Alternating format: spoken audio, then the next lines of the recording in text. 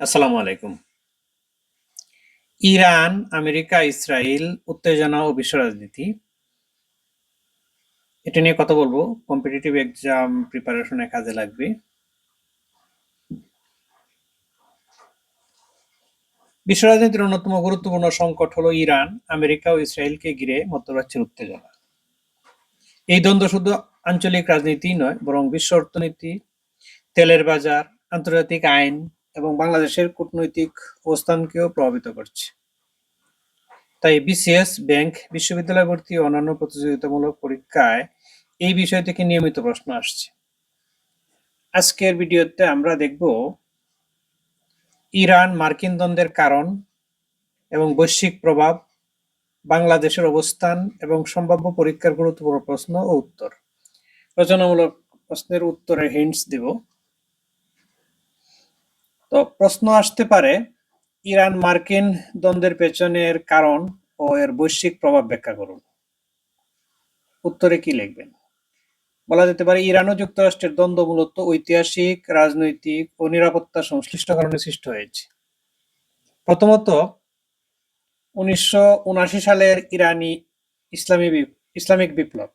এই বিপ্লবের পর ইরান যুক্তরাষ্ট্রের ঘনিষ্ঠ মিত্র শাহ সরকারকে ক্ষমতা থেকে সরিয়ে দেয়।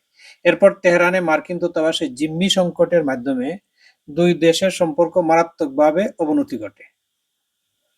দ্বিতীয়ত, ইরানের পরমাণু কর্মসূচি ও ক্ষেপণাস্ত্র উন্নয়ন যুক্তরাষ্ট্র ও তার মিত্রদের উদ্বেগের কারণ।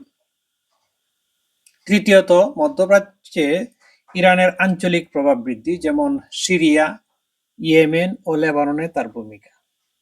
এর ফলে যুক্তরাষ্ট্র ইরানের বিরুদ্ধে কঠোর অর্থনৈতিক নিষেধাজ্ঞা ও ম্যাক্সিমাম প্রেসার পলিসি গ্রহণ করে। বৈশ্বিক প্রভাব।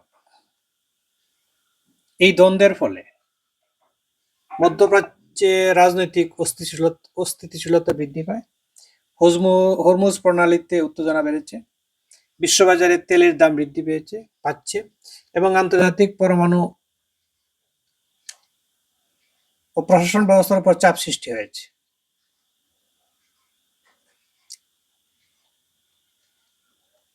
এরপরে প্রশ্ন আসতে পারে যে মধ্যপ্রাচ্যে মার্কিন নীতির প্রভাব ও বাংলাদেশের কূটনৈতিক অবস্থান বিশ্লেষণ করুন। এখানে কি উত্তর দিবেন? মধ্যপ্রাচ্যে যুক্তরাষ্ট্র দীর্ঘদিন ধরে রাজনৈতিক ও সামরিকভাবে সক্রিয় ভূমিকা পালন করছে। বিশেষ করে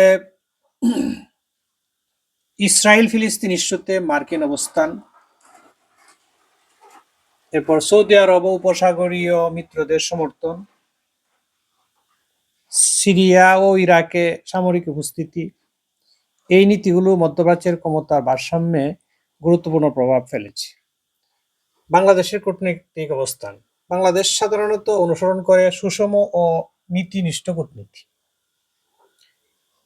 বাংলাদেশ ফিলিস্তিনের স্বাধীনতার পক্ষে অবস্থান নেয়। জাতিসংঘের শান্তিরক্ষা মিশনে সক্রিয় অংশগ্রহণ করে এবং একই সাথে বিভিন্ন দেশের সাথে বন্ধুত্বপূর্ণ সম্পর্ক বজায় রাখার চেষ্টা করে। এগুলি ভিত্তি করে প্রশ্ন উত্তর দিবেন।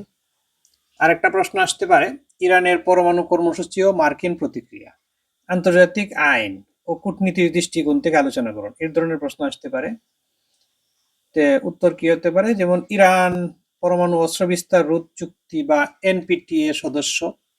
এই চুক্তি অনুযায়ী ইরানের শান্তিপূর্ণ পরমাণু শক্তি ব্যবহারের অধিকার রয়েছে। এরপর 2015 সালে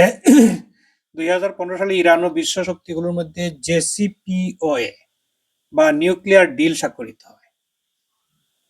এই চুক্তি অনুযায়ী ইরান তার পারমাণবিক কার্যক্রম সীমিত করবে এবং বিনিময়ে আন্তর্জাতিক নিষেধাজ্ঞা শিথিল করা হবে।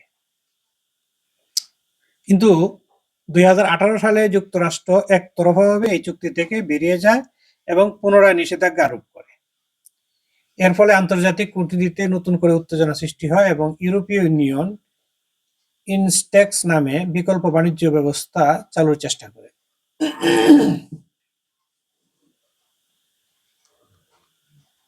আরেকটি প্রশ্ন আসতে পারে, ইরান মার্কিন উত্তেজনার ফলে তেলের দাম ও বাংলাদেশের অর্থনীতির উপর প্রভাব আলোচনা করুন।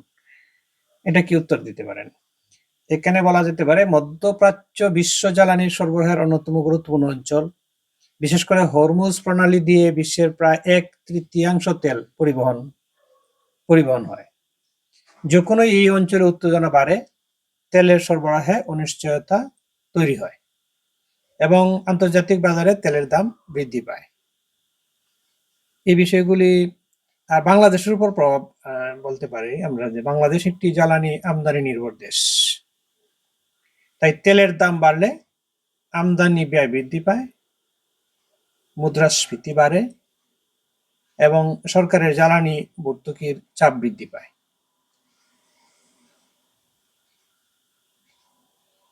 আরেকটি প্রশ্ন আসতে পারে যে আপনি যদি একজন কূটনীতিক হতেন, ইরান মার্কিন উত্তেজনা নিরসনে কি ভূমিকা রাখতেন?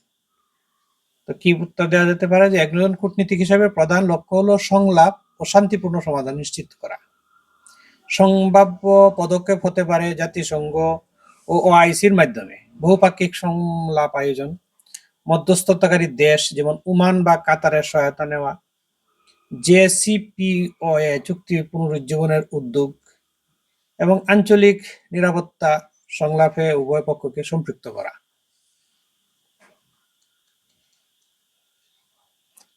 আর প্রশ্ন আসতে পারে বাংলাদেশ কি এই ধরনের আন্তর্জাতিক সংকটে নিরপেক্ষ অবস্থান নেবে নাকি নিরপেক্ষ নাকি পক্ষ? তো বাংলাদেশের জন্য সবচেয়ে বাস্তবসম্মত কৌশল হলো সুষম কূটনীতি, অর্থাৎ সরাসরি কোনো পক্ষ নেওয়া নয়।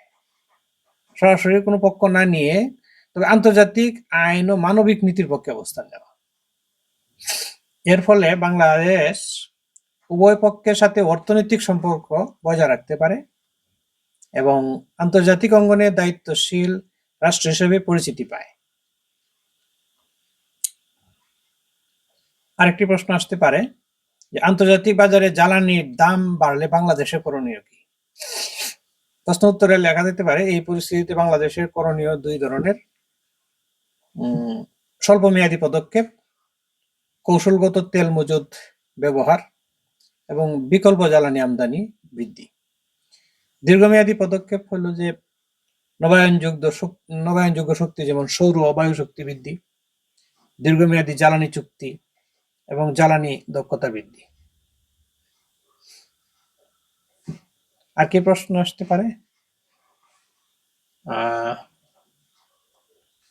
মধ্যপ্রাচ্যের ভূরাজনীতি শুধু একটি আঞ্চলিক সংকট নয়, এটি বিশ্ব অর্থনীতি, আন্তর্জাতিক আইন এবং বাংলাদেশের কূটনীতির সাথেও গভীরভাবে জড়িত।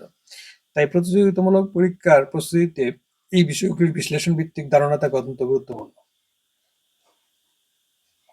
আন্তর্জাতিক যারা রাজনীতি সচেতন, আমাদের বাংলাদেশের মানুষ বেশিরভাগই রাজনীতি সচেতন, আন্তর্জাতিক রাজনীতি, দেশীয় রাজনীতি।